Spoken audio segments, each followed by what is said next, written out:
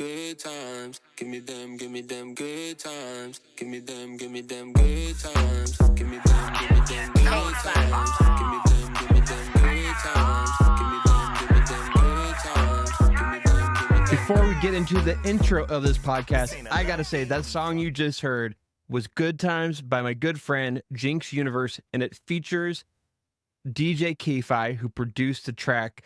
Go listen to Good Times on Spotify, Apple Music, Tidal, all the places. Go listen to it. Use the song in your stories, in your reels, in your TikToks. Use Good Times. It's the song of the summer, and it is a good time when you listen to it. So go stream Good Times by Jinx Universe right now. Go put it on your playlist, put it in your library, like it, love it. Let's have some good times. Now, let's get into Spokast. What is up, Black City, and welcome back to Spokast. I'm your host, Brennan Pointer, and today on the podcast, I had the honor of sitting down with the Kelly family, who have played a pivotal role in making Spokane's basketball scene what it is today. And joining me on the podcast is Terry, Parker, and Tate Kelly. Terry was one of the original founding board members of Hoopfest, and this year he was inducted into the 2024 Hooptown Hall of Fame. He was born and raised right here in Spokane, Washington. He attended Gonzaga Prep and played college basketball at Washington State University. As a member of the WSU Cougars basketball team, he captained the squad that earned a berth in the 1980 NCAA tournament, which was WSU's first tournament appearance since 1941.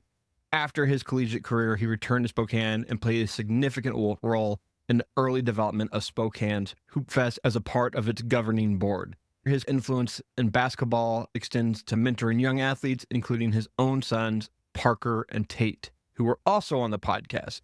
Parker Kelly is now a six-time reigning Hoopfest 6' and over elite champion. Congrats, Parker, on the win this past weekend with his team, Hub Northwest, right alongside with former Zag Mike Hart and Eastern Washington's Mark Axton, along with Spokane native Robert Lipman. Parker also attended Gonzaga Prep High School and later played for Eastern Washington University. Parker captained Eastern Washington men's team that earned a berth in the 2015 NCAA tournament, which was EWU's second tournament appearance in school history. Tate Kelly, who helped me put this all together, get his dad and his brother on the podcast, is also a legend on the court, but he is better known for his prowess in running, having ran competitively in high school at Gonzaga Prep and collegiately at Gonzaga University. Tate recently lived in Nashville, Tennessee, where he worked with the Tennessee Titans and has a strong background in sports business, working also with the Oregon Ducks and Gonzaga Bulldogs. Tate has just returned to Spokane, Washington, and he's re-engaging with the local sports community and helping contribute to the development of the Spokane Velocity and Zephyr soccer teams. Also, joining me as a guest host on the podcast was Luke Hristou, who is the host of the Real Rat podcast and the creator of the TV pilot series Real Rat. He is so close with the Spokane basketball community and has featured many prominent local basketball players and community members on his podcast. It only made sense to have him join me so he could ask some questions and so we could play the Real Rat quiz at the end of the podcast. Luke grew up playing basketball and remains actively involved in the sport, participating in this year's Hoopfest, his first in 10 years. So on this episode, we're going to dive into the origins of Hoopfest, and we're going to share personal stories from the court and discuss Spokane's unique sports spirit. So whether you're a lifelong fan of Hoopfest or new to this event, this episode promises to celebrate our community, the Spokane community, its legacy, and how sports, whether it's basketball, soccer, running, baseball, hockey, you name it, pickleball, makes Spokane so freaking special. And just a couple of quick thoughts. This was a really fun episode to put together. I recorded it the day before Hoopfest weekend, so it really had a nice buzz of like getting ready to play in Hoopfest. My son played in Hoopfest this year, and my brother played as well. And it was just, it's always such a fun weekend, and to kind of kick it off with this conversation was such a treat. I gotta say, the entire episode I called Terry Kelly Jerry Kelly, and that is because it rhymes, and also because I used to really love a golfer named Jerry Kelly back in the early 2000s, and I don't know why I kept on calling him Jerry. No one in the room corrected me. Neither Tate, Parker, or Luke. They all knew I was saying it wrong, or even Terry himself. So, you know, I wish they would have stopped me and said, hey, Jerry is indeed Terry. But fun fact, Terry's father is named Jerry, so apparently it happens to him all the time, and people just call him Jerry a lot. So I feel embarrassed that I did that, but also at the same time, it's funny. It's a story to tell, and I don't, I didn't mean anything mean by it. I honestly, I had the notes in front of me. It said Terry and Kelly in front of me, and so me saying Jerry over and over again, is just funny. I don't know what to say other than that. This was just a fun conversation to have, and I love basketball in Spokane.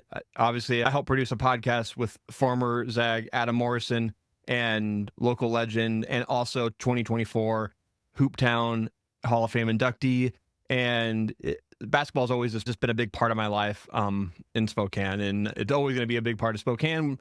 So it's always good to have conversations about, how it all came about, and we get into a lot of that today. So thank you again to Terry, Parker, and to Tate for coming on the podcast, and also thank you to Luke for joining me as a guest host and helping me ask some questions. So I will not keep you any longer. Here is Terry, Parker, and Tate Kelly. This is Spokast. I just kind of want to talk Hoopfest and hoops, and I appreciate you all three signing up to do this. I mentioned this to Tate last year after Parker had won the championship. I'd watched actually, I'd left Hoopfest that day. I'd been there all day. My brother was in the half court shot championship thing, and we stayed around all day for him to just miss a 3-pointer and not win a car in the sun. But then we went home, and I watched the championship game on SWX,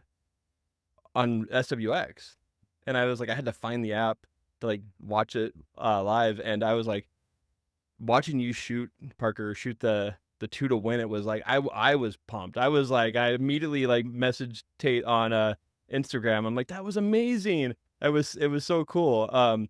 But I am sitting here with first of all a guest host today. I'm here with Luke Hristou of the Real Rat podcast and the Real Rat pilot series, who is here to join me to kind of spice up the conversation about hoops. I always told him that he needed to get Parker on the Real Rat podcast. That's another reason why I kind of wanted to get him on here. And he's in the middle of, you just finished doing the Seed and Spark campaign, where you raised $20,000 to get Real Rat going. The next pilot. What are your thoughts, and where's this all at right now? Yeah, next iteration is on its way. It's been over a 4-year journey. We premiered the first, we call it the proof of concept now, in May 2023. And then we spent a year, got everything worked on. We worked on the script. We talked to a bunch of people. We got a lot of good feedback. And then, we decided to give it one more go, try to shoot another pilot, a fuller, more expanded version. So, we raised money in May and had a successful campaign, and now we're just prepping and hopefully gonna shoot in the fall. Awesome. That's so cool. Yeah. Well, here, the guest of the hour, on what I think is the best weekend in the world, in my opinion, Hoopfest weekend. It's the Friday before, when I saw Jerry Kelly was getting inducted to the Hooptown Hall of Fame. I immediately messaged Tate again, like I always do. We don't actually know each other. We only message each other, Tate. And but I was I got to get your dad on the podcast, and I was but I also need to get Parker on. And then I'm why don't we just do a Kelly family podcast and talk all about hoops? And congratulations, Jerry. Can you introduce yourself, and what is your association with Hoopfest? Can you start there? You bet. Yeah, it's Terry Kelly, and I was born and raised in Spokane. Went to Gonzaga Prep, and then went on and played at Washington State, and that was pretty much my basketball career ending. And then came back to Spokane, and was approached by Rick Betts, who's one of the visionaries for Hoopfest, and with Jerry Schmidt, and he asked if I'd be interested in being part of the the governing board. And because of my background in basketball, and I said, absolutely, I'd be interested. I wasn't sure Spokane would necessarily support it. And I said that based on just kind of the atmosphere at the time. We didn't draw a tremendous amount of crowds for our basketball events. I mean, we were filling it in the performing arts, but we'd play games in Spokane, and we'd have good crowds. I mean, better than probably they're getting in the recent past, but not completely packed, you know, like we thought might be the case. But in any event, I was wrong, and they embraced it unbelievably, and the fabric of this community of Eastern Washington and Northern Idaho, Montana, even the West Side, you know, they brought teams, and a lot of them, and it became, you know, the largest event of its kind. And I really don't think, I mean, I know like Gonzaga basketball, I mean, everybody wants to imitate it. And a lot of people have tried, and there were 3-on-3s that preceded Hoopfest and never got to the level of Hoopfest. And I don't believe any community ever will, because it's a special combination of location and interest and factors and reputation, and that allows it to flourish. And so I just was amazed. I was along for the ride, and it was and it continues to be really, really amazing. Yeah, that's cool. I moved to Spokane in 1990, so that would have been the first year, right? Yes. And we didn't know anything about it at the time. I played my first Hoopfest in '96, but it's such a special part of Spokane, and I thank you for being on that first board and bringing. I'm gonna get into my first question is gonna be about that first Hoopfest after we introduce everyone. Parker, give your background in basketball and when your first Hoopfest was. Yeah, so my background in basketball is, born and raised here in Spokane, and went to Gonzaga Prep High School as well, and then went to Eastern Washington after that. And after that, my career was I kind of chose to go into the business world and kind of start that next career. Yeah. But I think being growing up, Hoopfest was always, I mean, it's a totally different love. It's a different experience. It's a different form of basketball that you can't replicate anywhere else. I think that 3-on-3 half court outside, dealing with the elements, which is typically you don't have to do that in a normal basketball game because you're indoors. It's just something very special. I mean, I think some of my fondest memories, I think I first started playing Hoopfest when I was in the second grade. And I think it was pretty cool because you got to play on the 8-foot hoops. And I think it was my third grade year of playing that I kind of realized I could shoot the ball, from outside. Yeah. Because a lot up until that point, my game was mainly inside because I was kind of a bigger kid for my age.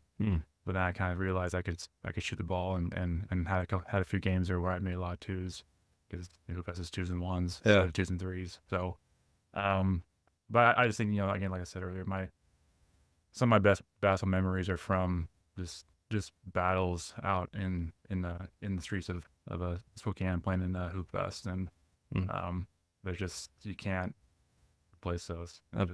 Absolutely. What year did you graduate from Gonzaga? 2011. 2011. Did you guys win a championship when you were there? Yeah, so my senior year, we won the 4A state championship. Wow, yeah. The first one for the Gonzaga Prep men's program. That's awesome. And then after that, they've had, I think, 3 more. Right. So it kind of broke the seal there, and they've had some great players come through there after that, of course. And then my 4 years at Eastern Washington started off a little bit rough.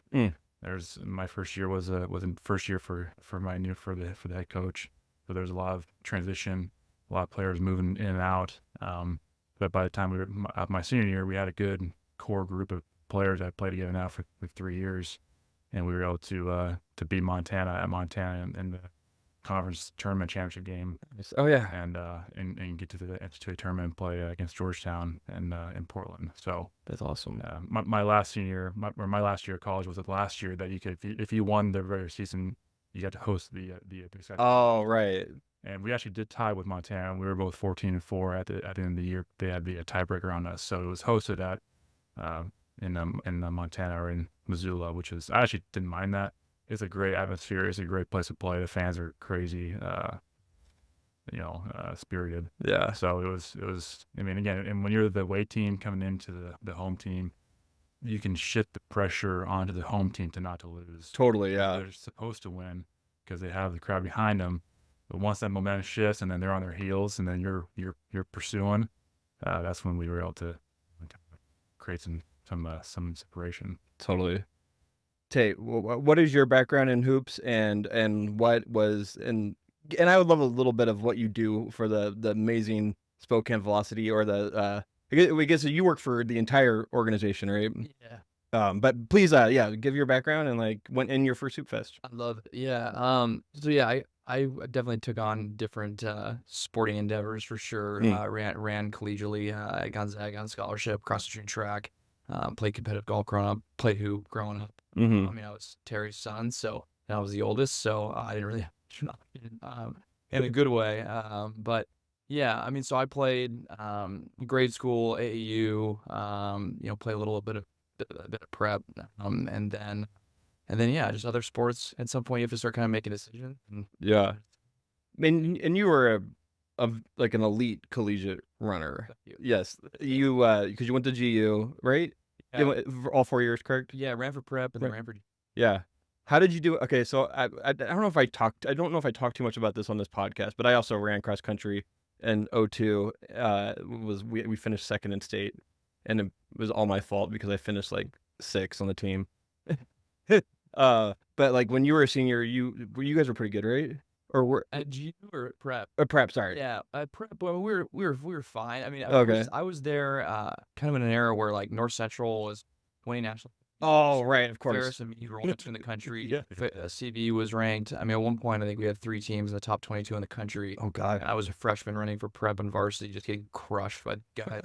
So, I mean, yeah, like, I mean, we could dive it. We Totally, yeah. Podcast on Spokane running scene, but yeah, I mean, the Spokane running scene here is incredible. But I think it definitely kind of there's some energy with basketball. I think Yeah. the running thing kind of continues to feed off of, but I think you see that parallel with Bloomsday and Hoopfest. Yeah, I think so too. So when was your first Hoopfest? Oh man, I think when I was like 8, and then I actually got to play with Parker in Utah. So Parker wanted to feel bad and play with me. Well, I think it was great. We just kind of rode Parker, let Parker just ride it. Did you win the championship? We did, yeah. Nice, Parker smart. Parker won it. We put on the shirts afterwards and act like we had something to do with it. So Has everyone in this table won a Hoopfest? Have you won a Hoopfest, Yeah. Luke? Mm-hmm. Jerry, have you won? Yes. Parker? And you have. Man, I feel like a big loser now. I did the family bracket one year. My brother was like, he's our Parker in our family. And I was like, I'm going to play with my brothers and my dad, and we're going to win the family bracket. And we just got our butts kicked. I was not in enough shape, and my dad definitely wasn't in enough shape. But I want to get into, Jerry, I want to get into like kind of the origins of basketball in Spokane for you. Cause like, so I grabbed the newspaper the other day from my father-in-law, and I said, hey, like, I was like, oh, I'm interviewing Jerry and his kids on Friday. And I was like, oh, you got to mention them that, so my father-in-law is Andy Kerr. And he told me that you would used to call him, and maybe you called other guys up too, but you would call him to come and play pickup games down at the Spokane Club back when you were like training at WSU. And I've always heard like about pickup games in Spokane, and maybe Luke you can chime in on this too a little bit, but like what was what was basketball like in the late 70s and early 80s here in Spokane? Because I feel like that's when basketball in Spokane started. In reading your article, I was just like, oh, like kind of started with Jerry, and then obviously John came through, and I feel like when John came through and went to Utah and to play for the Jazz, like that kind of like we now had like a national guy on that we could root for. But like, what was it like early on? Yes, it was spotty, in as far as trying to find some quality games, but and there weren't a lot of guys that I could look to and feel like, okay, he did it, or or that I could follow their career. They were either quite a bit older, like maybe like a Rick Rollins that ended up playing at Washington State, but he's a big guy, and I wasn't really aware of him when he was playing here in high school. And then Mike Gomez was quite a bit older than me, and he was at LC and then played at Washington State. And I just heard of their names, so I really hadn't had a chance to see him play. And so I just, my mom would bring me wherever I wanted to go, East Central Community Center or the Y, or I'd play at, Sacagawea. There were games. Sometimes she'd just drop me off and I would just stay there all day. And then Wow. she'd pick me up. And the big thing for me was that my brother was 5 years older than me, and he would bring me with him. And so I played against competition that was 5 years older than myself. And that made a huge difference because, it didn't take them long to realize that, hey, I could play with them. And it didn't take me long to realize that I could play with them. And that gives you some confidence, and it separates you because, you get better based on who you're playing against. And so that's kind of how it developed. But then in that process, then, back then, it's different than it is now. I mean, WSU for this part of the country, or Eastern Washington, was a big deal. Yeah. Gonzaga was in the Big Sky. I could have gone to Gonzaga. I mean, they wanted me badly, and I considered it very strongly. But the difference was Big Sky or the Pac-8, and UCLA was in the Pac-8, and it wasn't. We were just 2 or 3 years removed from Wooden coaching UCLA, and so UCLA was still. There was a still strong mystique about UCLA. So, I went down to WSU, and that the attention we got was off the charts, especially kind of like Parker, those first few years. I mean, Raveling had been there a couple years, and he was very charismatic, and people really liked what they were seeing. But he struggled for those first several years. He had some good players, or some great players, but not great teams. And then our senior year, we had Don Collins, who was Pac-10 Player of the Year, and we had a good team. I mean, we beat every team in the conference for the first time in a long time. Now that doesn't mean we beat them twice. I mean, we beat most of those teams twice, but to be able to beat UCLA, it had been, I think, 27 years since we had beat UCLA, and so we ended up being a nationally ranked team and one of the top teams in the Pac-10 then at that time. The attention we got, like I mentioned, was off the charts. And as a result of that, I mean, and I was plugged into, I'd come back home and work here during the summer, and I'd do camps, and I'd be looking for games and working out. And so anybody, a lot of the younger people that ended up being really good players, we got connected in all different ways. I mean, Stockton was at a G prep camp and would always challenge me one-on-one after the camp, which no camper's ever done.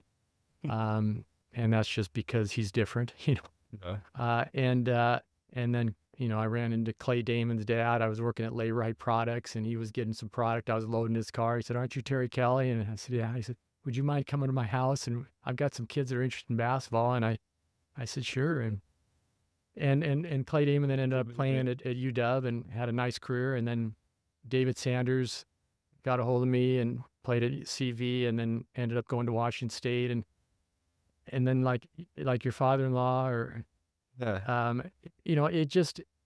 just the way it worked. And it just kind of networked that way. And I take a lot of, now looking back, honestly, I mean, more so than any statistics that existed on my resume, I take more pride in those guys and having helped them in a very, I'm not saying a large way. I mean, it could be very small, but when you're talking about belief in what you're able to do, I mean, that's everything. Yeah, definitely. And so, I'm most proud of these guys, my sons, and it's I know what it's like to have that athletic competitive experience, and how that impacts the rest of your life and everything you do. And I was just praying that it would work out, that they could experience something like that. And and Parker went the basketball route and certainly has. I think, he got a state championship that I never got, and our college careers kind of paralleled pretty closely, really. I mean, we both were captains of our team that went to the NC2A tournament, and then Tate, I really respected how, his route. I mean, I watch those runners and how much pain they're in, and I just say, wow, Parker, aren't you thankful we played basketball? I mean, it's just miserable. But he was an all-conference runner. Parker and I weren't all conference in our sports, but so he, and his mom had more of an impression on him than I did because his mom's a runner. There it is. And so I just, I think the world of these guys, what they were able to do, and I really appreciate it. Yeah. I have to add, today, Terry, I was at the gym, and John was working out there at Empire, and I told him, I said, I'm going to be on this podcast today with Terry. I said, you got anything for me? And he said, to what you were saying, he said, you spoke at their high school, like, banquet or something. I don't know if you remember this. Yes, and I he did. said that after you pulled him aside and said, you're going to be just fine, just keep your head down and find your way. And he said that was a hugely impactful moment for him. So I thought to what you're saying. I appreciate Luke Yeah. saying that because I never heard that. I mean, I do remember speaking at that. And I remember John being there. Well, of course he was there because he got, the MVP of the team and so forth. And I remember there was some other, very influential people there that they were asking me questions about, why didn't you go to GU, And I do remember saying, well, first we beat them all 4 times, that's one reason. But I said, my respect for Gonzaga was off the charts, and but they weren't the Gonzaga obviously that they are today. But I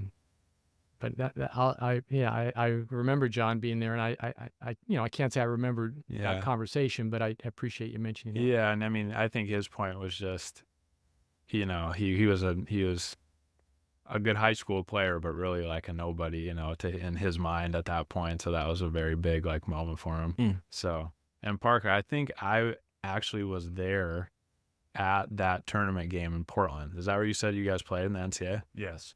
Yeah. So did you have that like crazy scorer guy on your team? Yeah, so we had so Tyler Harvey was the same year as me. Yes, that's who it We was. were with him for all 4 years, and he was the lead scorer in the country. I think he was averaging around like 22, 23 points per game. He really kind of came out of left field, I guess. I mean, he is a lefty too, so but with him and then Mickey Joyce, down low, who was a very athletic 6'8" guy for us. And then we had just a lot of, our coach really liked to have a lot of shooters on the outside, so you could open up the drive lanes. Yeah. And so it was kind of a 4-out 1-in type of offense, but that was a pretty cool experience. Yeah, I still remember that. I want to say it was like the last game. It was. Because I had been there. I was living in Yeah. Portland at the time, so my friends and I went down. We've watched every game, maybe had a couple beers or two. And yeah, and you guys like were doing really well early, and I think the fans were kind of like kidding, trying to get the Cinderella momentum going. But yeah, I remember that. We had them down in the first half. I feel like they made some adjustments at halftime. Yeah. But their size was noticeable. I mean, Yeah. we get some of their stars into foul trouble, but then it kept rolling in 6'10", 6'11" off the bench, so they weren't losing any size. Whereas if we got in foul trouble, our bench got a lot smaller. So them on the offensive boards hurt us, and then they were able to kind of separate a little bit. But then we closed it at the end to I think 8 or 9 points. But then I think the final score was we lost by 9 or 10. Yeah. But we didn't have our best shooting game. But at the same time, their defensive pressure was impressive. Yeah. They did their homework, because a lot of I think analysts were calling for us to upset them because we had beaten Indiana that same year at Indiana on the road. What seed were you then? We were a 13 seed. Okay. Coming out of the Big Sky, that's a pretty good seed. Yeah. Most time out of a smaller conference, you're getting a 15 seed at best. But our non-conference resume was pretty strong, especially for some of the wins that we had. Honestly, the Indiana one was a major one, but no, it was. Yeah, I mean, just I think coming out of the tunnel and seeing the big massive Institute logo, as center court, and the lights are brighter. I mean, it was a different feeling. And granted, it's also too, you only had like 8 minutes to like warm up, because and we didn't shoot before that, so you really had to kind of get some feeling going quickly. But yeah, it was. Again, but then after that, it's the ride's over, and it is a very very sudden feeling. You're like, wow, well, we were just at the climax of our season. Now we're done. But that's sports. Yeah. Probably feels like a blink when Yeah. I gotta ask Parker and Tate, like, growing up, when did you come to realize like the impact that your dad had in like basketball, playing at WSU? Like, did you discover it at a young moment, or is it like something that he kind of kept to himself? Well, I think, Or did people just always tell you like your dad was so good? Like, that was it. yeah. I can recall very vividly just many people saying like man, like your dad could really hoop, or your dad was a great shooter, or a great player, or just all the different types of sayings that you could think of, compliments towards him. So I recall that, and then I was thankfully our grandpa, Dad's dad, was able to have some footage that he recorded back when he was at WSU. And so back then, the VHS tapes were still very prevalent. And you could watch that. I know kids today don't understand what that word means, but so then we could watch that on our VHS tapes downstairs in the basement and see that actual footage. And so that was, but yeah, I'll let Tate answer the other half of that. That's cool. Yeah, I mean, part kind of like everybody, their mom's like, "Oh, your dad could really shoot it." It's like, I want to get a shirt that says like, "Yeah, I know my dad." It was unbelievable.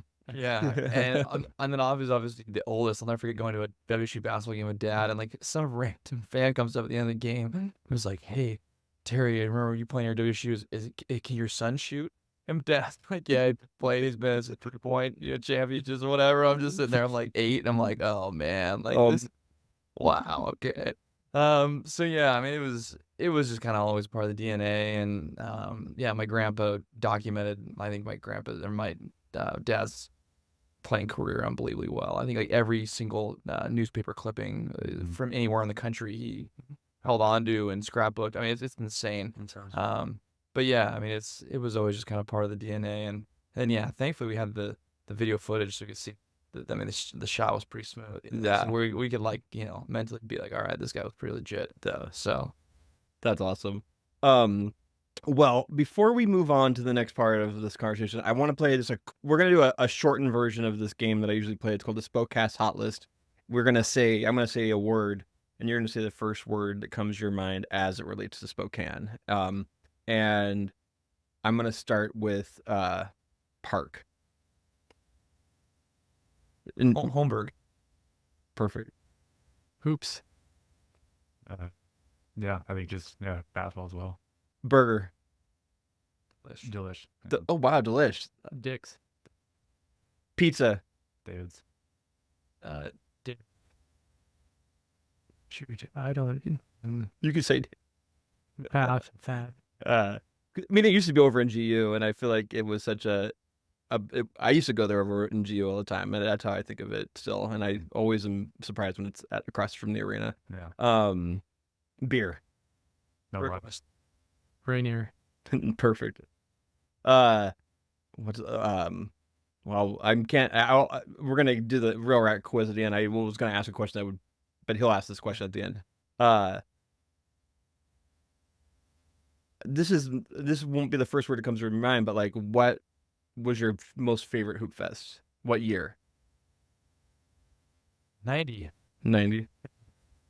Oh man, that's tough. I think what year is it? Was it 20? I think it was 2017, 2018. Whenever Kevin Durant came. Oh yeah, that was cool. Because he just came off. I think it was his first or second championship with the Warriors. So he was. I mean, he was obviously at the peak of his career. And Hoopfest was releasing Nike was releasing his shoe at Hoopfest. So that's why he was in town. And then I remember we were playing at center court back when I was over at the Bennett Block, Yeah. Location, very central location.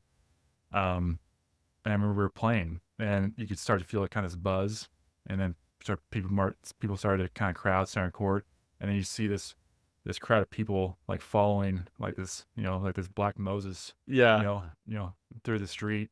There's a huge mob of people, and then Kevin came onto the court, and they stopped the game. And they obviously, it just was packed, and then he let us continue the game which was cool. I was standing right there when it was happening because he came up and did a selfie on the court, Yeah. and I was like, "This is bizarre," but it was so freaking cool. I just watched a little YouTube clip about. I have to add this in. When he was here, they did a bunch of footage of him being here, and they have like a little cut up of him talking to his friend, and he's saying like, "Wow, this is real basketball." Like he was impressed because he's a gym rat for sure. Like That's he loves awesome. basketball. So So that was my Yeah. I would say the 2015 because Parker appeared on the poster and really played his way on there. And I just, I knew, having been part of Hoopfest, kind of what they looked for to get on that poster. I mean, and I'm not saying that every year the poster was a very, established or, very successful player necessarily, but in 2015 they had Gary Bell and Kevin Pangos from GU, and then Parker from Eastern, and and they all, and both teams had gone to the tournament, and they have Let's Dance on the bottom of it, and it's just a cool poster. I mean, so it's one that that not only is Parker on it, but I think it's the coolest poster that they've done because it shows kind of, I mean, it's keyed into the Spokane. And just the theme of it with the little guys against the players, the college players, and I just loved everything about it, and I also knew it's not just them selecting you to be on the poster. There's a reason, Right. and that made it really special. That's cool. I got to shout out Jesse Pierpoint, who created this year's poster. It is like, it's a hand painted of Main Street, and it's so spectacular looking. Like, and I wonder what I meant to ask him what they're doing with the original, but like, it's so cool. But I was gonna ask center court. When you said center court and Kevin Durant being here, what's your favorite center court of all the iterations that there've been? There's the one in the pavilion now, the one in the grassy knoll. I don't know what we called that. And then the Bennett Block, and I think that has it ever been somewhere else? Just those three Just locations. but I think maybe in the early years, in like the early 90s, Yeah. it was on it was on Spokane Falls Boulevard. yeah, If I recall correctly. So it was for, I don't remember, but I see pictures of it. Right. But I looked at center court. But, I was a fan of when I moved to the Bennett Block, just because it was a very central location. I felt like when it was in the grassy knoll, there is it's a nice grass area. There's some shade there, but it's kind of out of the way for a lot of, people, but it did get good crowds there. But the thing about the Bennett Block is that, man, there was no shade. there was no shit. I mean, it was the very sun hot. is on you, and then when it was a couple years there, it was pretty hot. It was stifling heat. Yeah. And you could feel it. But I love where it's at now. I think the scenery, the shape of the pavilion, you have the grass, you have the walkway there up above. Yeah, And those pictures from last year of when they were doing the dunk contest, and you kind of have it like below the hoop, you see all the people and guys jumping, dunking. That's a poster in itself. Sure. yeah.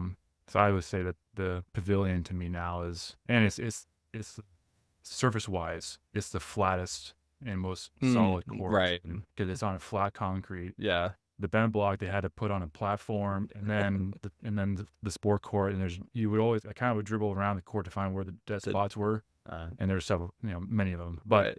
so I think playing wise, it's bigger, it's wider, it's the current setup is, to me, my favorite. yeah.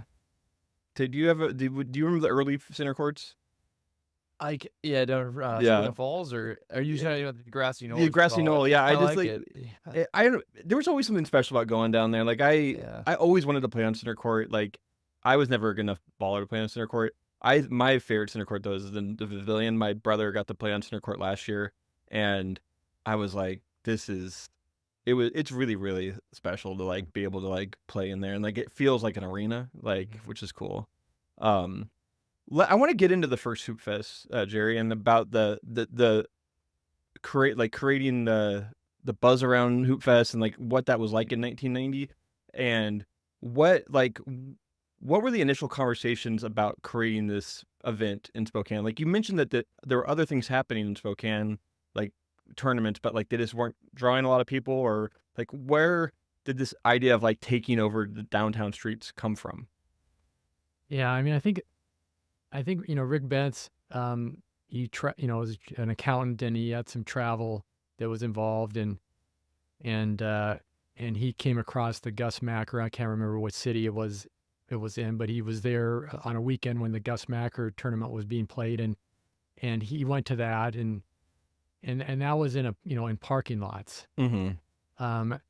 And we think, I remember, we talked about that. I mean, we could duplicate that, get the Coliseum parking lot or the arena parking lot or whatever. But we felt like, man, why can't we get it on the street somewhere? Mm-hmm. We weren't sure we were going to be able to put it downtown.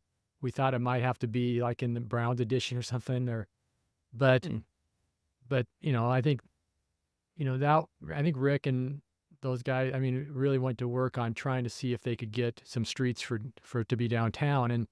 And my role was was the court monitors. So, and we also felt that was critical because we knew that, this type of 3-on-3 outdoor on the streets basketball could get out of control rough, and you see some of that at Hoopfest, but I think through the court monitors and, from the very start, I mean, and I think also just part of, again, just another variable of this community that kind of can ratchet back their enthusiasm or their emotions to some degree and play civilly. I mean, and with what we felt with strong monitors, they can encourage them to be sportsmanlike to some degree, and just kind of control the play. And I remember, I mean, I was scrambling to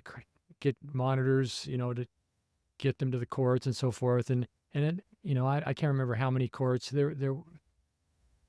I don't know if there was 50 courts or 75 courts or that first year, maybe not even that, probably not even that many. But, I was just running around trying to make sure we had coverage. But, so I really, I don't know what was all behind I mean, I know that there were other guys on the board, and I think Rick Betts and some other guys that were involved in meeting with the businesses and getting them to sign off on allowing us to have the courts on the street, because the city wanted to have buy-in from the local vendors or stores, and that's how it happened, and that was key, because again, I don't think it grows like it's grown without it, because that's part of the magic, is that you're on the streets where you're not normally allowed to play basketball. Yeah. And it just makes it, something, special to be out there. And I think the crowd enjoys being out there, and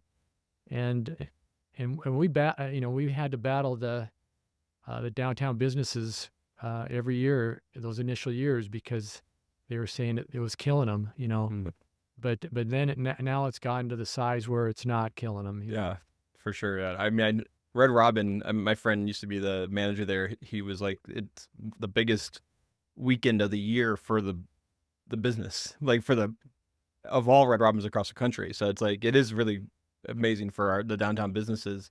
I have to ask, like, what were the initial reactions from people when was it just, I wish I would have gone down there. I wish I could have experienced it because I was here. But like, was it really good feedback at first, or were people iffy about it still? No, I think it was good feedback. Yeah. It took off. I mean, it started to multiply exponentially, number of teams. in those early years. We were shocked that we had as many teams as we had the first year, and then it just doubled, and then it just gotten bigger and bigger, and then I wish I had the numbers in front of me. The first year it had there was 512 teams and 2,009 players. So I guess that would probably be about 50 courts. I mean, approximately, if there's like 10 per or 8 per court. I gotta ask to Tate and Parker, what, like, going back in time and like think, because like I feel like Hoopfest is probably just a part of your being, as like when the last weekend of June comes around, you're like, this is where I'm at. Like, what was your first memory? Do you have a first like early memory of like experiencing Hoopfest? Yeah, so my mom was pregnant with me at the first check-in, so that's why I was early. Yeah, I got it. Yeah, I was in the hopper, so I've been there kind of for almost all these, Right. in some way or another. But yeah, I remember, going and watching Dad play, because Dad, obviously, remember the guy can shoot. So, like, Yeah. going and watching him play at Hoopfest was kind of fun, because it was like this totally different type of ball, but like he's out there shooting threes and like obviously cashing them, and you're like, this guy can shoot anywhere. So I remember that as little guys, and we'd always get like these family photos. Parker and I would be wearing our matching shirts, and Mom and Dad. It was just like we'd have like all these like years from like 96, 97, 98, 99, 2000, all the way through. So yeah, I mean, it's just always been a part of our DNA. Dad being on the board, it's always been kind of part of what we do as a family. And I just moved back from Nashville, my family, and it's just fun to be back. It's fun to be back part of this, because this is such a, like, key piece to Spokane, like what makes our identity, I think, so unique in this country. Definitely. Yeah, I kind of agree with Tate. I mean, I think my experience was, mainly watching Tate play, because I'm 2 years younger than Tate, so I couldn't play for those first couple of years. And then obviously watching, my dad play too. I mean, I vividly remember some of those games, because I was still pretty young when he was playing. But and I think that. I think also too, I think kind of growing up, my love for basketball really kind of, grew quickly, because I was watching, Tate play basketball. I wasn't able to play yet. So it's kind of that dangling carrot type thing. To where I knew was like once I could start to play, I was chomping at the bit. Typically, I've been going to his games for years, and been like, I just want to get out there and play. And it was the same thing with Hoopfest too. I just was like, man, I just was ready to go. Yeah. And so, and so I think, those early years was just watching. And then when, I started playing in the second or third grade, it was a total thrill. But, as you said, I think, as soon as June 1st hits, at least my mind, it starts to have, this weekend, in my head every day. Yeah. And, it's more prevalent now because, my team's playing, and we've been playing, as a group now for, it would be 8 years without those 2 COVID years. But so there's always a ramp up for sure. But now, and then especially when you get to Friday of a Hoopfest, and you start to see the event take shape and start to see everything get set up. I mean, I remember I was driving into work on Wednesday, and I saw they were already starting to move up some hoops. Yeah. To I work right by Dave's Pizza, right where Luke's playing this weekend. So once you start to see the hoops come out, then you're like, okay, here we go. Yeah. It's time to play, and it's just it's an excitement that I can say it's so different. It's so much different than I think even playing just in my college years, high school or whatever. It is just a different feeling of playing basketball, and just the excitement. And again, like you said too, with the the financial impact it has on the small businesses here in town, that was amplified when Hoopfest didn't happen for those 2 years. And I think now it's it was appreciated, the event even more so. And so it's great to see the team numbers are growing again. They're getting back to closer to what they were pre-COVID. But so it just is, that's once the week of Hoopfest hits, it's just, you can feel the excitement building. You can. My first memory? Yeah, question? I'd love to know your first memory too. Well, I mean, that's how I knew Spokane only through Hoopfest growing up. So first time I ever came here, I was 8 years old, played with Houston and 2 other kids from Utah. Coach Pickett was our coach. So we have pictures of him, you know, I mean, who knows if we were even listening to him at that point or what we were doing. We were emotional wrecks out there.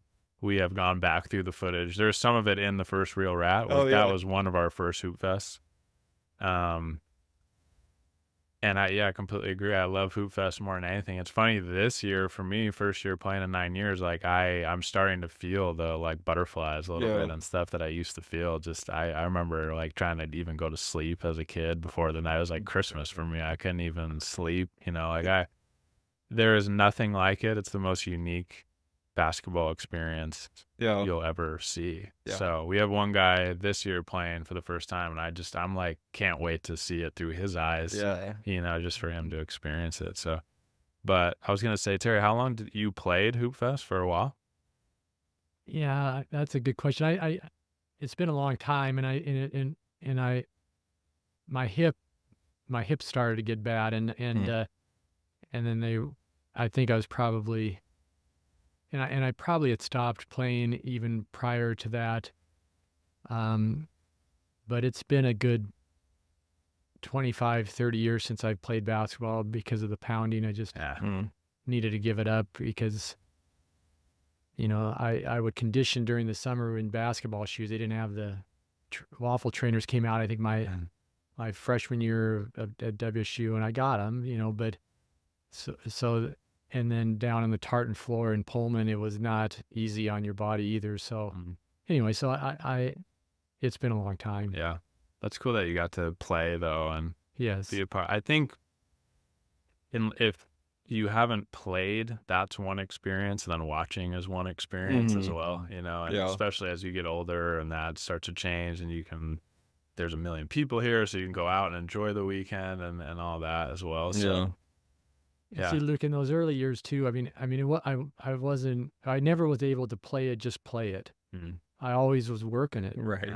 Especially in those early years. I mean, I was running around making sure the court monitors had what they needed, and if there's problems, I mean, it was hard to play and do that. Yeah.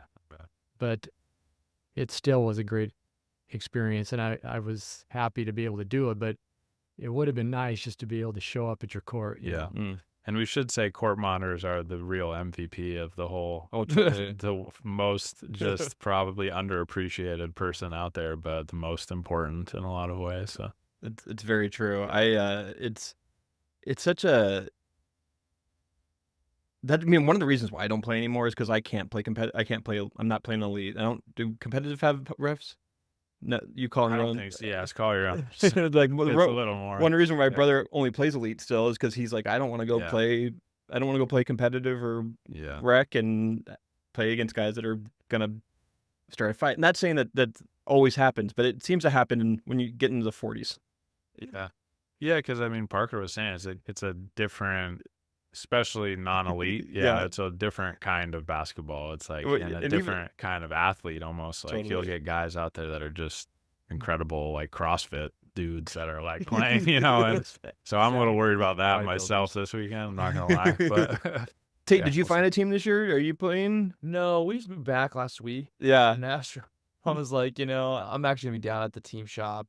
Cool. On Sunday for Spokane Velocity, Spokane Zephyr. Nice. But I'll be around watching Parker. It's way more fun when Parker's the guy he is, so I can go enjoy him. It's great. I gotta see being a spectator and like having my son's 8 years old now, and he played his first Hoopfest last year, and I was like, this is where it's at. Like I prefer watching my kids play and my brother play, and like I love like I'm like maybe I'll get in shape next year to play. I'm like, no, I'd rather watch my son play because like he's like he has that passion, and like I would be so bummed if I had to like miss his game, and because if I did have to miss it, I might just skip it. So no point in doing that. I want to ask about like, you know, Hooptown USA. We have this moniker now for Spokane, and I like. What has Hoopfest meant to the city in terms of basketball? Because like I feel like it goes through phases. Like we talk about, you know, Jerry, you're in the beginning of the '80s, and like how that kind of came to like my father-in-law mentioned that like when like watching WSU was like something that they always tried to do if they could do it, and because like you were playing, and then I think of I don't even know what Spokane was like when this was going on, but when John was in the NBA, I imagine Spokane was probably like really excited about. But like, where would you say the antithesis of like basketball in Spokane began? Like, is it like I feel like it's Hoopfest. Like, is that agreeable? Well, I think, let's see, and Tate, maybe you can help me out, but I don't know when, Gonzaga started their run. Was that after Hoopfest got started? 99, Yeah. yeah. It's that first big Yeah, run. so I would say that, yes. I mean, I think that, there was, there was more interest as time went on after I played, and then John, and then the other guys from Spokane that had played, and then Adam Morrison came along, and but then, at that point, then Gonzaga was starting to go on their 25 consecutive year NCAA tournament run. So, so it clearly is a combination of things, but Hoopfest, you can't have it, a Hoop Town, without Hoopfest. No. I mean, Hoopfest is part of it. Gonzaga basketball is a huge part of it. And then all the great players that have gone through Gonzaga, and we've had wonderful executive directors, and Rick Stelton-Pohl and Matt Santangelo, and now Riley Stockton. So, so those guys have had a huge hand in it. But yeah, you don't have it without Hoopfest. That's true. I would also add too, I think the partnership that Hoopfest had with Nike too was a big deal. That's true. Yeah. Without that partnership, you don't get Kevin Durant. Yeah. And then also too, I mean, I think the year before Kevin came, they had ESPN was here. Yeah. I remember the Sports Center here. Yeah. So I think those events as well. I mean, obviously, GU has a huge hand in it, just being able to produce the teams that they had. So then ESPN was coming to town more. Spokane was being talked about more. Obviously, and guys like Adam going third in the NBA draft. So, but I think though too, Nike is huge. Yeah. I mean, that's that partnership, and then there's also some other relationships that came from that got Hoopfest, Hooptown more recognized for sure. But I was thinking about Gatorade, because I remember when we were kids, like you could buy a Gatorade water bottle. You remember this? You buy a Gatorade water bottle, and you could take it and get it filled up. And I was like, man, I wish this came back, because like you could just get, I think you paid like a certain amount of money and you could get unlimited Gatorade for the weekend. It was amazing. But even that brand, like jumping on board, because it was like Gatorade, Nike, it was all them, like this, and it really did bolster the. I got to ask Parker, like when you were like after graduating from GU, or I guess this is probably starting before you graduated, but like you win the state championship, was Eastern like were you considering leaving Spokane for basketball, like, or was it important for you to stay in Spokane to play? I think at that point, my main focus was just playing Division I basketball. Yeah. I didn't want to settle for anything less. I had, I think, I had a lot of good interest from schools from either Portland State or Idaho or Pepperdine or Montana, and then Washington State kind of came in later into that focus. But I think at the time, I was getting ready to take a trip down to Pepperdine, and then Idaho had watched me play at the state tournament for high school, and they started to aggressively talk to me as well. But then I knew the coaches. The assistant coach, Craig Fourier, the best at Whitworth at the time, because I would, my parents lived close to there. I would go there every day after school, and I would go shoot at Graves Gym. Yeah. And his office was right there. So Craig started recruiting me when I was like 14 years old, and then him and I built a relationship. So I knew that, a relationship with their coaches is massive, because they have to know who you are instead of just some other player that might work out. So when Jim Hayford and Craig Fourier got the job at Eastern Washington, it all kind of came together and was like, okay, this makes sense. It's close to home. It's Division I. It's in a good conference. And I knew it was going to be a challenge because I knew there was going to be a lot of turnover there. But and then I got to room with two of my best friends now, who are great guys. So it was a pretty cool blessing to see how it all came together. No.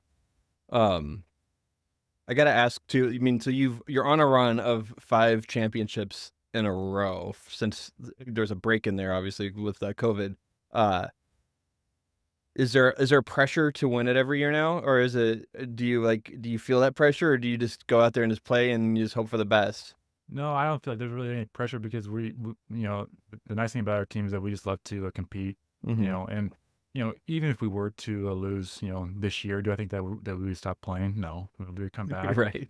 As long as we're all healthy going into the weekend, we understand that sports is never one sided. You're going to take your lumps, and yes, we've had so far a really good record, and that we just have great chemistry on our team, but. I think the part of it that would, everyone does expect you to win now because I get it all the time. People saying, "Oh, you're getting, how many is this in a row now? You guys, win again, or how you feeling?" And it's like, well, the aftermath of maybe losing wouldn't be fun for a couple of days. Some people say, "Yeah, we actually got beat this year," so that part wouldn't be that much fun. But at the same time, it's every dog has his day. So, but we just I think every year we're excited to go into it. We don't feel the burden. And we just love to play again. If a team beats us, we want them to at least earn it. Yeah. And if another team is better than us, hey, we tip our hats to them. Yeah. Last question about the championship stuff. What is the prize pack for a champion? What do you win when you win Hoopfest? I know when you win regular Hoopfest you get a shirt, but like when you win Elite, you get something else, right? Well, do you get more? Do you get not to throw some shade at Hoopfest, but I think that they've gotten tired of us winning, so every year we got less and less stuff. Last year we got a shirt, a pair of shorts, and a basketball, and a gym bag. Oh. And a trophy. Yeah. My first year we got a bunch of electronics, speakers, tons of gear, bag. We even got like custom jewelry or dog tags. Platinum and gold dog tags one year. That's awesome. So I think that I'm not sure if it's because they changed sponsors or what, but you typically you do get a lot of gear. You get some other sponsor stuff thrown in there from the sponsors. I know that the Elite division now is sponsored by Xfinity. I told Riley stopped him and said, "Well, what are they throwing in? Are we getting a couple months free of cable or internet, or because when it was JBL we got speakers, so it was JBL was throwing in some stuff there, but." Now it's Xfinity sponsors the Elite courts, but maybe you'll get like an access to someone you can actually talk to, like exactly quickly. Customers. Maybe get a new deal on my monthly stuff. But that's funny. Yeah, but no, it's Hoopfest it really is never about the stuff that you win. It's always about the bragging rights. That's about the respect. Yes, I mean it's just say that you've won it and to to be able to rub it into your local friends and guys who play against year round. Yeah, that's always the best part because you get to remind about it every time if they ever do bring it up. Which I was gonna say, like, they shouldn't be tired of you winning it because we want to keep that local. Like that is major. Like Spokast. Hoopfest is in Spokane, and we need to stay local. Like because you're playing. Was the team you're playing last year? They weren't local. Are they from Montana? Big Juice. They have one player that grew up here. Oh, okay. And the rest of the guys are from I think Canada. Oh yeah. So again, they are back this year, which is good. We hope to see them again. It's with Mike Hart, who played at GU. Yeah. Obviously he's a crucial part for us on our team. Doesn't ever shoot the ball, but he can score. Yeah. We're like, he just can't score. I'm like, no, he can score really well. He just understands his role. And Mark Axton played at Eastern group on the west side. 6'7" guy that can shoot it. He's our oldest guy. He's 41, but his game is built for half-court basketball, and he plays year-round. And then Rob Lubman is a big guy who went to Northwest Christian here in town and played at some D2s. So yeah. I want to ask you a question, Tate, about it. I mean, Spokane is Hooptown, USA, but recently we just got our first. Well, not first. We've had semi-professional soccer in Spokane.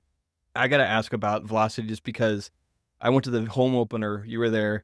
I don't know if your family was there, but I got to ask, like, as we think about sports in Spokane, we think about running, we think about basketball. Like, soccer is like quickly winning the hearts of Spokane, and I want to talk about like how it's been like being a part of like growing this team and the Zephyr now too coming in, and now the Velocity, like there's a fever pitch for soccer in Spokane now too, which is super cool. Yeah. Well, I appreciate that. Yeah, this feels like my own Hoopfest in its own way, but it's not that at all. But it's been, I've always been part of like very like blue blood established organizations. Got University of Oregon, Tennessee Titans, a lot of national sales, and it was kind of always on like my like sports biz bucket list to be part of an expansion club. It's just a totally different deal. And so when the opportunity kind of came together with the Harnatos and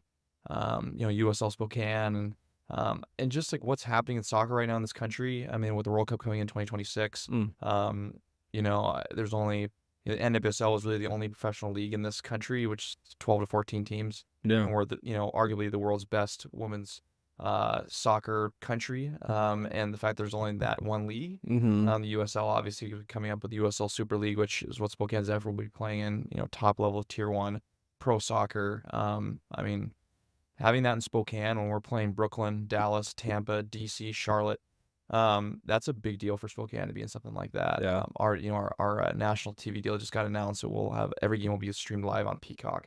That's awesome. 34 million subscribers that'll be on.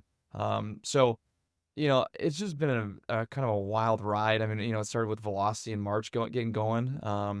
But I always kind of say like that's kind of the appetizer. I think to what's coming with Zephyr. But it's been just a special deal to be part of this, and it's kind of like my baby in a way of like sponsorship ecosystem of what we've been able to build out, and it's been a dream, and yeah, it's been a grind. Don't get me wrong, this is by far the hardest job I've ever done, but it's also probably the most rewarding because it's like what I see there from a sponsorship stance is what we've been able to build, starting not last March or last May, but the May before that. So yeah, it's been pretty special. So I know it's a lot about basketball, but I'm not a soccer guy, so that's why I love I love sports. Like I just like I feel like I mean been watching a lot of Wrexham and Welcome to Wrexham, and then like and just like my son's getting into soccer, like watching soccer now, and like it is a world sport, and I think with Europa and like Copa happening right now too is like it kind of brings it all to like forefront now that like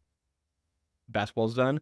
But I think it's so cool to see, and like going to like thinking of Hoopfest as being a community event, like going to Velocity matches and soon to be Zephyr matches. I see too many people there that I know, and I connect with them, and it just feels like a really cool place to connect with people and to watch sport. And I feel like sport just brings people together from all sides, and that's what I love that about Spokane is one of the things that really like ties this city together is always sport. It's it's Gonzaga, it's Hoopfest, it's Bloomsday, it's now that we got the soccer teams, like I mean Spokane Chiefs as well. I've been here for a long time. Like it's really we live in a really unique space, and it's cool to have. I really want to have a G League team here. That's next when the Sonics come back. They got to come back to Spokane. Man, there's so much we could talk about. Please, Luke, chime in about anything if you have any questions. I know you're gonna do the Real Rat quiz at the end here, but if you have any other questions about Hoopfest, and I'd love to have you ask a couple. I think one question I'd have would be for anyone, but Park, you probably have the most experience with it, is like the warehouse and Sunday hoops, right? That's a big one here in town. Everybody knows about that, but you've been involved with that, like, because I remember coming out, I would train here when I was getting ready for college, and I remember you playing as a very young kid, so you were doing that super early on, but what impact do you feel like that's had on the basketball community as well? Because when we talked to John and Houston and all these guys, their feeling about it seems to be like there's kind of a mentality there that like if you come down here and you're going to learn how to play, and you're going to learn how to cut, and you're going to learn how to pass, and you're going to learn you're going to learn how to play the right way. And I think there's something I so appreciate about here and about Spokane, and why the warehouse is a big part of what we're trying to do with Real Rat. So I'd just be curious what you think about that. But no, I think that it's a huge part of it. I mean, when John retired from the Jazz and moved back here and built the warehouse, brought over the Jazz court, and then started those runs. I mean, I started playing with them when I was a freshman in high school, and like I always tell kids that I either work with or come in contact with, you got to play with older guys. And my dad played with older guys. I played with Tate, at his practices when I was 4th and 5th grade, and got destroyed. But you figure out that how to play at a faster pace, but then the warehouse is a completely different thing. I mean, when you play with a guy like John, you understand the importance of movement without the ball. You cut if you're open by a finger, the ball is in your hand and you got to lay up. I mean, it doesn't matter what little space there is on the court, he's going to find you. And so, but also too, it's a different game. It's all ones to, which I've never heard of that before. So it really really benefits, again, that the movement, because then a 3-point shot is still, of course, welcome. I remember my first time playing there, John hadn't played with me yet, and I was a young kid, and at that time I kind of had just some confidence, but not knowing what I was kind of getting myself into, and I made my first three, and then the second one I took another step back or 2 steps back even farther, and John passed me the ball, and he said, Parker, as I was shooting it, and then I made it, and he's like, okay, that's fine, if you can handle that a little bit extra, that's fine. Yeah. But again, with John, it's just the competitiveness is incredible. I mean, even if he's not playing, if he's just sitting there, the level plays up. And I mean, I've had so many scuffles there with guys that are great guys, but it's just it's physical. It's very physical. Yes, but you can't replicate that, because again, I will say, that is where I really learned how to play the game basketball, just because I got to see how many openings there are, and if you're looking for them, man, they're all over the place. But it's there's a lot of stories that could come from that too. But it's just, but again too, in the recent years too, now it's a big coming together for guys who are back in town from overseas. A lot of G guys that did play here that play overseas come back to Spokane. So then they're here, and then the current G guys come over and play a lot, and then the Eastern guys now come down and play a lot. So now we have probably north of 20 guys most of the summer days, and those runs are even better, because now you're playing with the cream of the crop. I play against Suggs, play against Chet, just all these incredible players, and it's just then the level is raised even more, and because now the speed's up, and so it's a huge deal for sure. Yeah, I've been playing the last couple months down there, and I'm like, I'm 36 trying to guard D1 19-year-olds, like at Eastern. I'm just like, man, what did I get myself into here? But it's awesome. There's nothing like it. It's like addicting, If I can just comment on one thing that kind of comes to mind is that, if you step out and you give, and you don't really expect to receive in return, but it worked that way in this situation with John, because, I helped him a little bit when he was coming up. And then he returned the favor and helping Parker, and I don't think he viewed it as such. Right. But if you look at it and step back and look at it, I mean, the impact that he had, and I knew he would, but I could see it, I could hear it through Parker, I could almost feel it, the impact that he had, and the guys that he had assembled down there, but primarily him on Parker and just his development, and just because, you can try to talk about it to somebody, Right. but if you're amongst people that will show you, I mean, it's just, it makes a huge difference. And then, as I said, at this ceremony the other night, just that you gotta believe to be effective if you're going to be in competition. Yeah. And I know that John infused a lot of that belief into Parker, and showed him what it means to compete. And he wasn't always nice about it either. No. I mean, John, him and I have gotten into it many times, just arguing over calls or whatever and whatnot. But, and like one time I ran down the court, feeling the lanes without my head turned to him. And he said, "Pardon, next time you do that, I'm going to fire this ball right in the back of your head. And I'm going to knock you over." And he said, "So you never do that again?" And I said, "Okay." I said, "Now my next guy kinking it now from the back of my shoulder now because I started looking for where he's throwing it. But his impact was huge, and his impact on everyone else, of course, was massive. But now we're seeing that younger generation of guys, coming through like Mike Nielsen's son, Carter.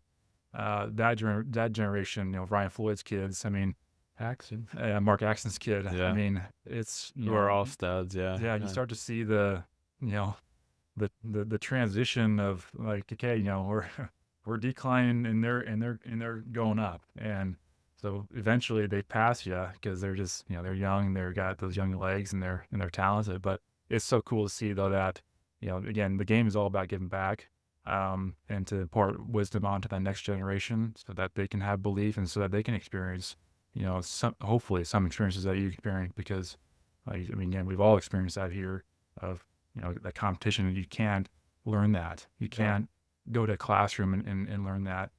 You can't get a job and learn that. You can at some level, but that in the moment competition where you got to make a quick choice of what you're going to do. I mean, that's the thing about basketball is that you can block out everything else in the world, and because the game's so fast. Most sports you have time to think about other stuff, but I did, a side note, I did run cross country 2 years with Tate. When I was a freshman and sophomore, I got to prep, and I was on varsity with him, and obviously he was a lot better. But I do appreciate what that sport taught me as far as how much pain you can be in. Totally. And the only thing that you're thinking about during that sport is, when is this thing going to be done? Right. Because it's 18 to 19 minutes of just pure pain from the start. For me, it was probably like 20 or 22 minutes.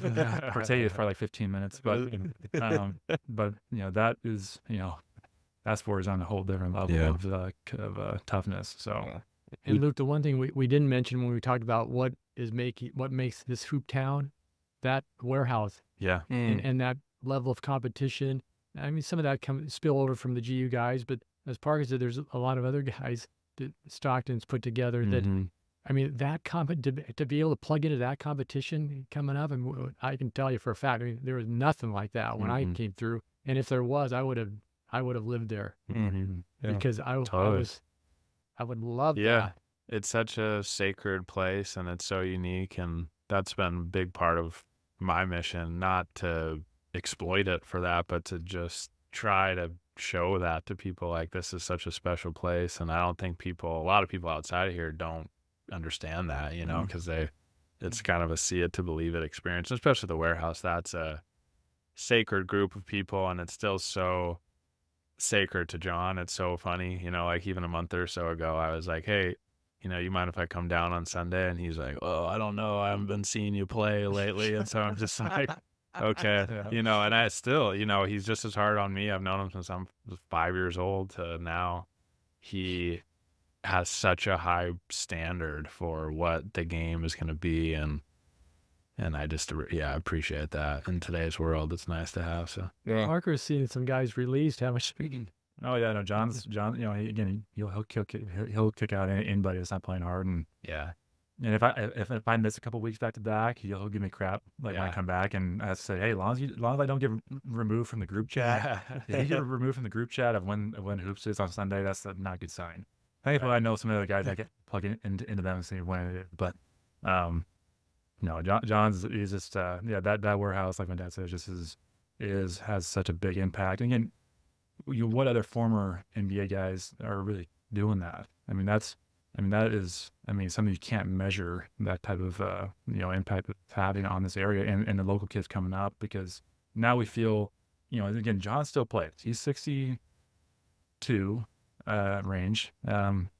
He's a freak of nature in himself. Like I compare him to like a LeBron or Michael, or I just don't get it. I don't understand how he can do it. But as he starts to not be able to play, then it's just it's our job to continue on that level of competition and that imparting that wisdom onto the next generation, so you can keep it going. But I think if you ask John, he'd probably say that's probably one of his proudest things that he's ever done. It's probably the community he's built there, and the experience he's built, and the level of just pure competition that's there.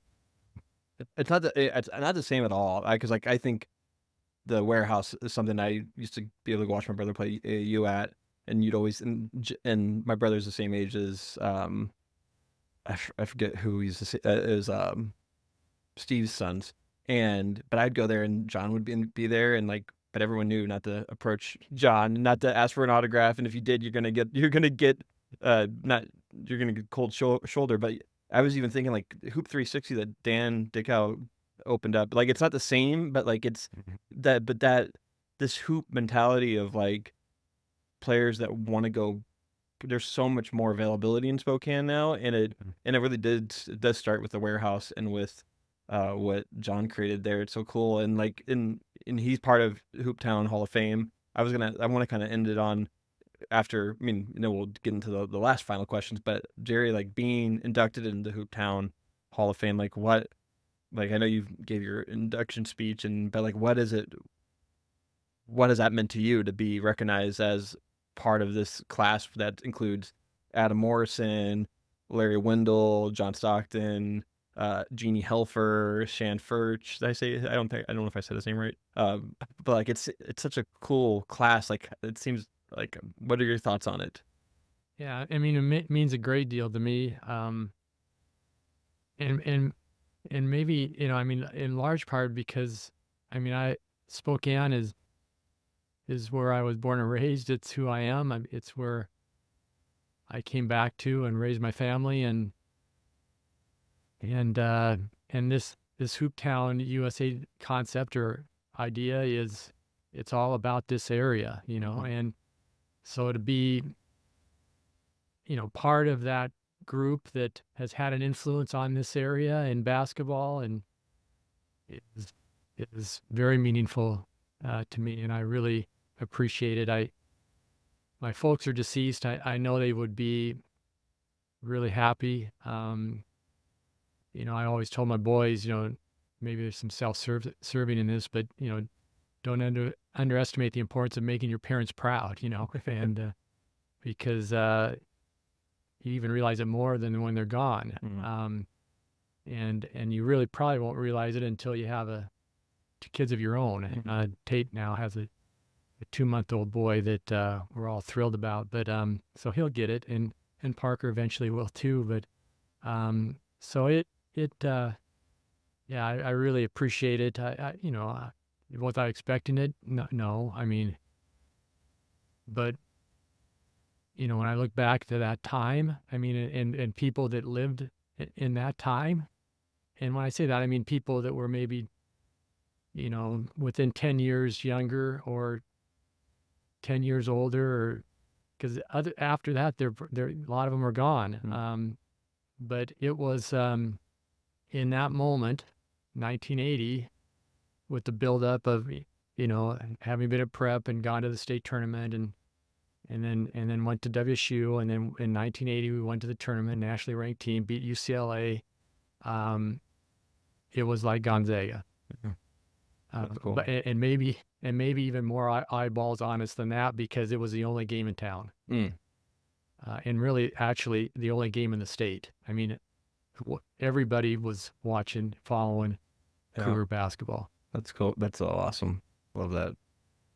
Well, thank you all so much. I want to end this with Luke's Real Rat quiz, and that he does in his podcast. And then I'll ask my final question. Sounds good. Well, yeah. So we, at the end of our podcast, always do what we call the Real Rat quiz. It's similar to the one earlier. We kind of call it quick-ish hitter, so whatever comes to mind. But the first one is, what's one line or phrase from a coach that you still remember? Could be anything. I'd say from Radley, if it's meant to be, it's up to me. That was what he had on his door.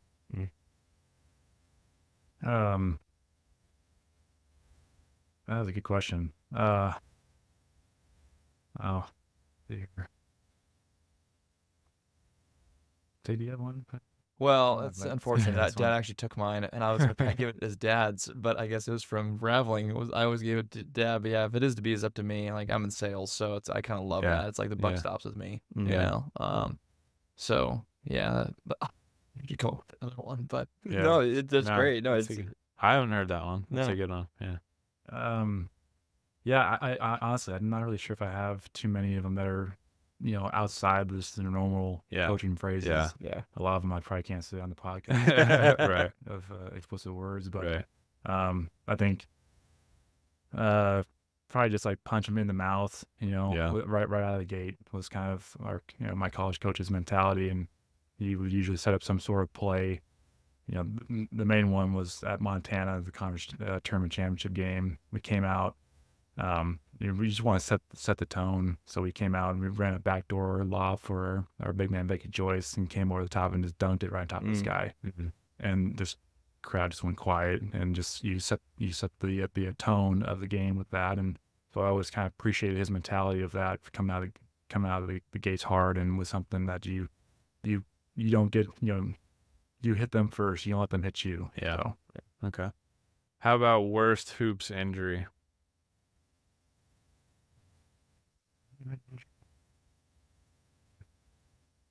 I think I think I strained my calf one time. That's good. Not a broken thumb. Had surgery on that, but I think the most painful one was I was playing open gym at Eastern. I went baseline, and I went up for a dunk, and I jumped off 1 foot. And this guy kind of just took my legs out, and I just flat backed on the floor. And man, I just couldn't. That pain was like 2 or 3 weeks. Just my back was just destroyed. But that was probably my worst one. Good. Tate, you have any bad ones? Yeah, I think I fell at Hoopfest, and you did all that. Yeah. Bro just beat you up. I mean, that's the thing about Hoopfest is funny. It's like you don't want to fall. No. Like my dad always says, he's like, stay on your feet. Yeah. Stay on your feet. Stay on your feet. I mean, I heard him say that like 15,000 times over my years of playing Hoopfest. It's like he's right. Like if you go down, like it's going to worse than a field. It's worth anything. Luckily, it's easier for me to stay on the ground as the older I get. But how about most embarrassing hoops moment? Do you have one of those? This is one I always like, because everybody likes to say the good ones, but Most embarrassing. I always think of this as like getting dunked on, or a lot of people have said airball to free throw. That's a big one that's come up a lot. Here, I'll give you a second to think. I got it. This is good. So Parker, Parker's 22 months younger than me, right? So like growing up, like him and I would just battle. Like I was like the perfect amount of age gap older than him. I do remember that transition. I know it's not embarrassing. The guy's a Division I stud, but where he started to definitely pass me in basketball. That's when I was like, okay, I probably need to get into another.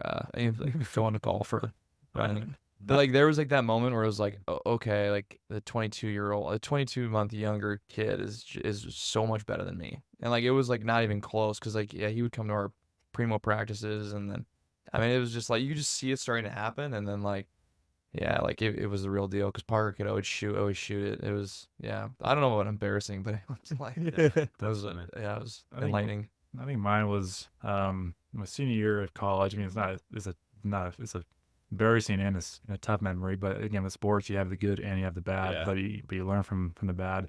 And I always pride myself on being able to be ready to shoot the ball in clutch moments, whether it's a buzzer beater or whatever. I've had great success in those moments, but unfortunately, you do remember those times where you miss the shot. Yeah. My senior year, it was senior night against Montana. If we win that game, we get to host the tournament because we beat them twice, in Cheney, and it was like probably like 10 seconds left, and we were down 1, and we had the ball on the baseline underneath our hoop, and coach ran a great play to where I was going to fake screen for Tyler Harvey, who was the leading scorer in the nation at the time, and I was going to come off the screen to the baseline. And I remember, very vividly that in the moment, I'm like, I'm going to be wide open because my guy that's guarding me thinks I'm setting the screen. Mm-hmm. So I already knew, I was like, okay, I'm going to be wide open. Sometimes in those moments, you have too much time to think. And then, so I came off it thinking, okay, I'm indifferent now because I'm coming off in the mid-range. I'm like, do I take a mid-range, catch it and shoot shot, or do I go to the 3, which is actually a more comfortable shot because you can let it go? And it's like, it's more points, of course. But so I chose the mid-range, and I just kind of thought that the guy was trailing me pretty tight, so I rushed it, and I missed the shot. I think I barely grazed the rim. And then we foul them, and then they score, and then we lose. And it was like, that's my last, time at Eastern on that court was that shot. But again, you know, that's sports though, and it's still sometimes when take it that late shot. comes out, like when it lines up too perfectly, it's almost harder. It's like this. It's like when you have the wide open spot up, and that's a harder shot to make than when a guy is 2 feet off you. You know. Yeah, this is just a similar part, just most disappointing that I recall. I mean, there's probably plenty of them, but our last game that I played at WSU, we were in the tournament. We played Pennsylvania. We were heavily favored, and they were not good. The year before, they were very good, and they made it, I think, into the Final Four, I think, or Elite Eight for sure.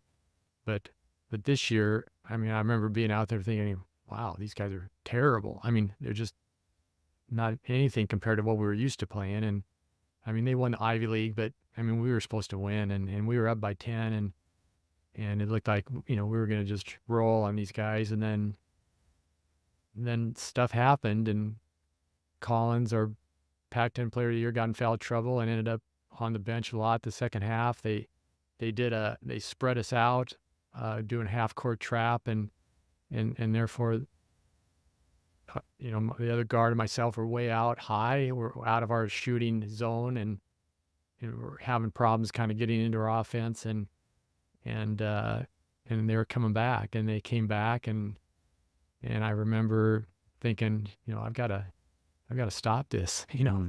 I mean, because you could feel the momentum was definitely against us, and rattling. You could just see pressure was ratcheting, you know, and we were playing in Lafayette, Indiana at University of Purdue, and different from Parker's experience, you know, the lighting was dark. It wasn't bright. It was a weird kind of feeling, and it was kind of one of the few courts where the benches were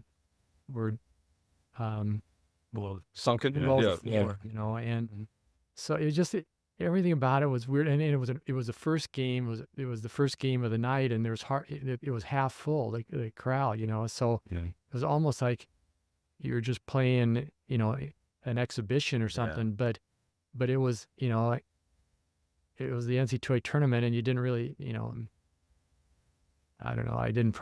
I wish I would have focused on that a little bit more. But in any event, I just remember, you know, I was, like I say, we're spread out.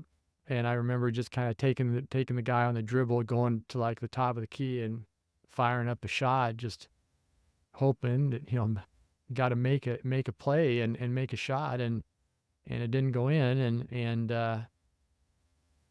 it was deflating, and, you know, and it was disappointing, and we ended up losing. So I remember, you know, as excited as everybody was in Spokane when we left, and in Pullman and so forth. I mean, I remember, we flew out of there like at,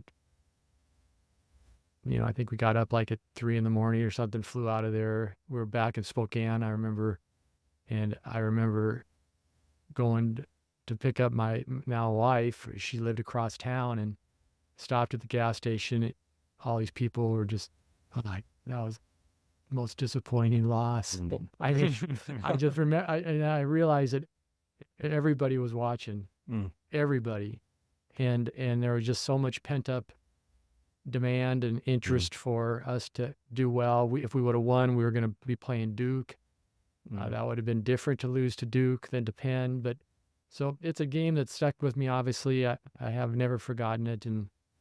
But you know, like Parker said, I mean, you learn from that. I mean, there's an empathy, there's a compassion or an understanding that you have that I think I had with Parker when he had that. I remember that, obviously, and I knew that feeling, because I felt that I've had that feeling as well, and that's the beauty of competition. It exposes you, and if you play it enough, you're going to get exposed. And if you don't believe me, ask Rory McIlroy. I mean, one of the greatest golfers of all time, and he's not feeling great right now. Yeah, well said. Well said. Well, how about a favorite basketball movie? I'd probably say the Hoosiers. It's a classic. Man, I'd probably say, well, growing up as a Pistol Pete movie, watched that so many times. But I think Glory Road was very well done. That true story behind that was really cool. Not a movie, but the Jordan series that they did on the Bulls was like Last Dance. That was unbelievable. I watched that probably 5 times. It's the best. It's still pretty painful for me and a lot. Oh, No, I mean, it's still great. I love it. Yeah. Okay. And then last one is when you think about guys here in town. So we always say like guys or girls, but like the biggest real rat, AKA just the biggest gym rat, who comes to mind when you think of the biggest gym rat here in town? Because there's so many of them. And that's a really important one to us. So I don't know what your guys' thoughts would be on that, but I would say Parker. yeah, Parker is up there for sure. I'd probably say, I mean, it's either between probably Shan Furch or John. Yeah. But I'd probably say Shan because Shan plays probably 3 times a week. Dan's been named probably 10 times. yeah. I'll go with someone different.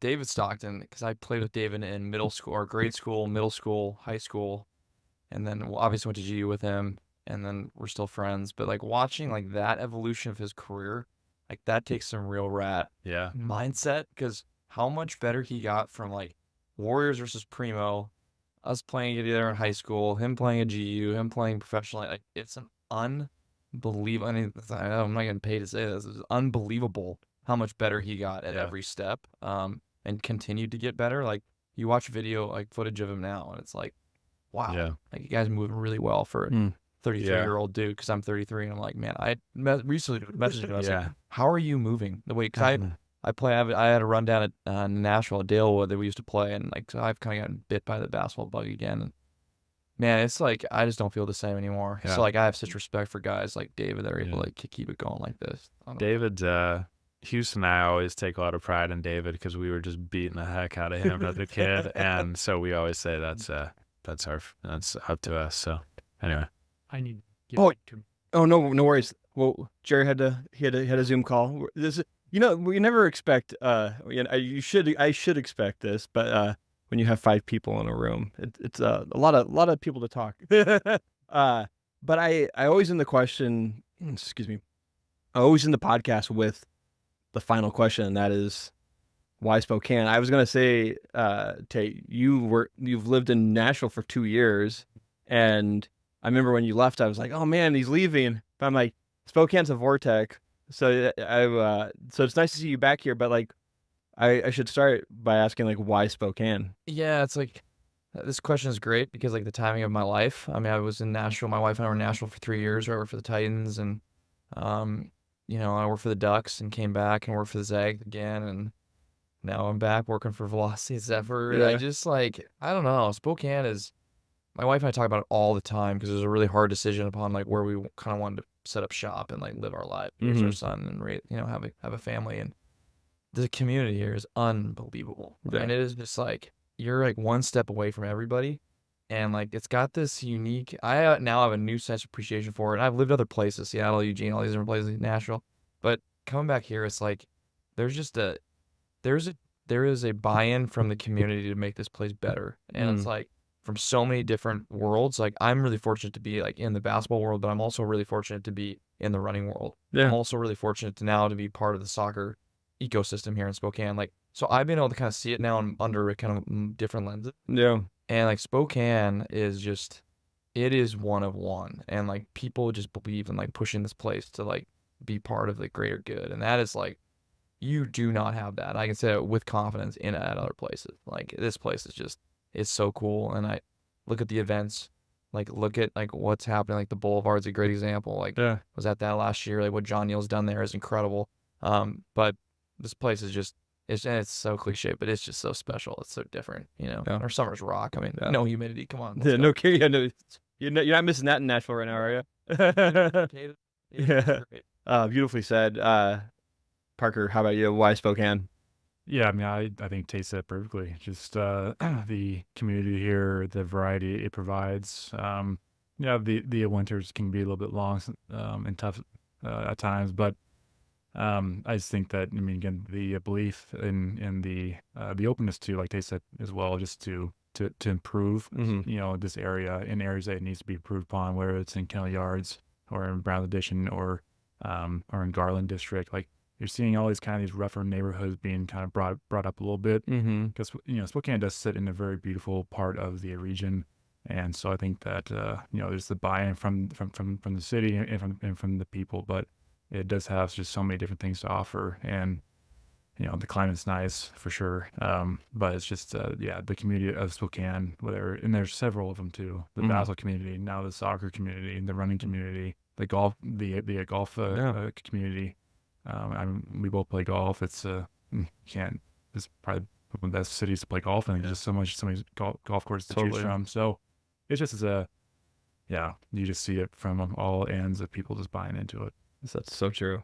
Well, again, thank you all and your dad take your time to be down here on the day before Hoopfest. Thank you, Luke, for joining me and sitting in and being a part of this. Hoopfest means so much to me, and Spokane means so much to me, and your family is doing really cool things here, and I look forward to watching you this weekend. I'll be rooting you on. Hopefully you can get a 6th championship, unless you're somehow miraculously playing against my brother's team.